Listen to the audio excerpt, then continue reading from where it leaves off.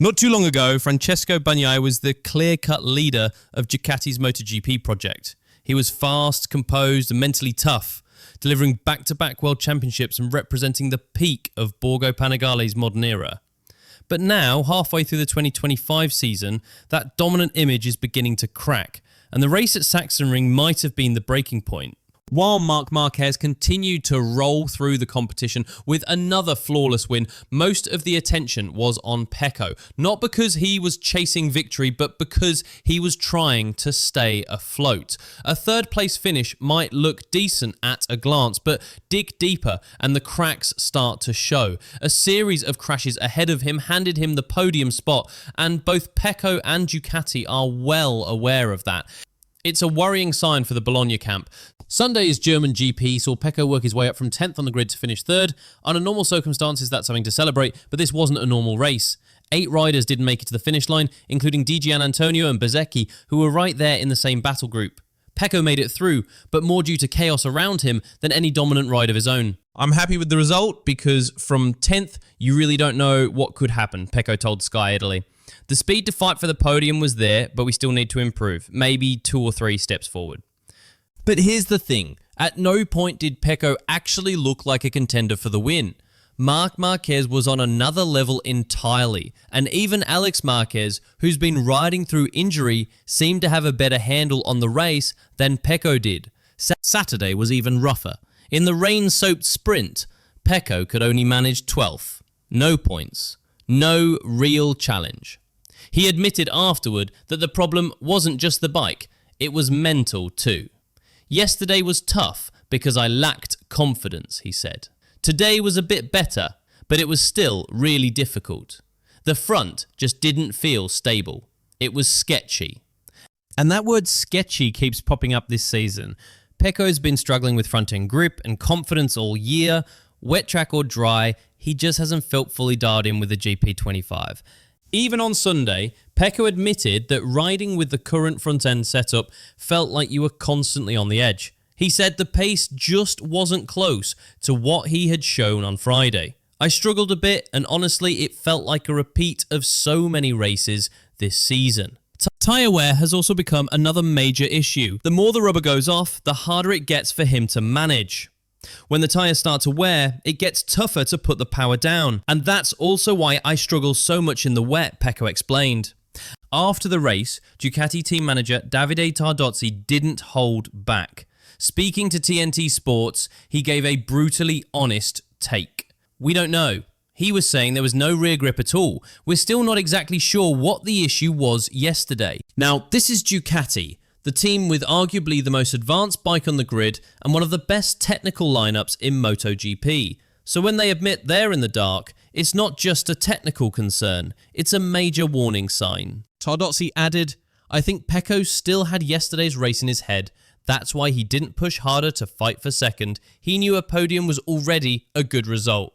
But the question is, since when is good enough actually good enough? But behind the scenes, the concern is building fast. There's a very real fear that Pecco's form could completely fall apart if things don't turn around soon. And this isn't just about missing the 2025 title. That ship has already sailed. It's about his long-term role in Ducati's post-regulation reset project for 2027 and beyond. Alongside the technical issues, there's clearly a mental toll as well, and that pressure is being amplified by the unstoppable force that is Marc Marquez. With 7 wins in the first 11 races, Marquez has completely shifted the team's competitive momentum. The same Pecco who was once Ducati's go-to guy is now trailing his own teammate by 147 points, the biggest gap between 2 factory riders on the same bike in recent MotoGP memory. But this isn't just about results. Pecco used to be the rider Ducati leaned on, the one who could settle the garage, lead bike development and be the stable force at the top. That story has changed. I know who I am, I know what I'm capable of, Pecco said after the German GP, but this isn't the level I want to be at. We're staying positive and working to get back to winning. That doesn't sound like someone riding high on confidence. That sounds like someone trying to keep things from unraveling. Tardozzi tried to offer support, saying when you hit rock bottom, That's when you find out if you've got the guts to climb back up, and Pecco's got them. We still believe in Pecco and the champion he's shown himself to be. Hopefully, he'll stay with us long term so we can win more races and chase more titles together. But belief only goes so far when the results tell a different story. In 2024, Pecco racked up 11 wins. This season, just 1. And with more of Ducati's engineering effort now shifting toward Marc Marquez's side of the garage, you have to ask, is Pecco still their top priority? It's also worth remembering the nature of that race at Sachsenring. Total survival mode. Di Giannantonio, Bezzecchi, Zarco, Mir and Agura all went down. Credit to Pecco for staying upright, but even he admitted that Bezzecchi and Fabio Di Giannantonio were constantly pushing at the edge. Antonio lost the front really early, Pecco said. It was a brutal race, but we would have been in the fight. To be fair, Pecco has managed to stay in podium contention largely because of his grit and ability to finish. But it's also true that he hasn't been in control of a race since Austin, and that was back in March. He currently sits third in the standings, mostly thanks to steady points finishes and the occasional podium that came after others crashed out. But as far as the title fight goes, that's already slipped away.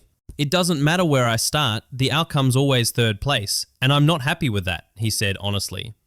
That kind of bluntness matters. It shows how badly Pecco wants to fix this. He's not making excuses.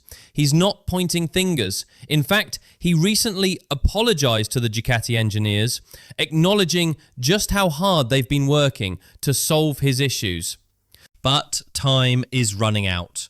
With Brno, Austria and Hungary just around the corner, the next stretch of races could end up shaping Ducati's entire game plan for 2026. Will Pecco still be the centerpiece of their factory project? Or could his current slump push the team to explore other options? Maybe promoting someone like Bezzecchi, Di Giannantonio, or even trying to bring Ennio Bastianini back into the fold. Tardozzi's final comments hinted at the bigger picture. The most important thing is winning the championship. Right now, for us, it's very important to recover Pecco. That word recover says a lot. Marquez doesn't need recovering. He's winning. He's energizing the team. He's leading by example. Meanwhile, Ducati's former star is now being talked about in terms of recovery, not progress, not development, not evolution. The same Ducati operation that once revolved entirely around Pecco Bagnaia is now shifting in response to a rapidly changing power dynamic. And in a twist of irony, it was actually Pecco's own input that helped unlock Marc Marquez's dominant form in Germany. Pecco hasn't lost his skill. He hasn't lost his fire. What he's missing right now, at least for the moment, is momentum, direction, and a real connection with his machine. In MotoGP, that's often all it takes to fall out of the title picture.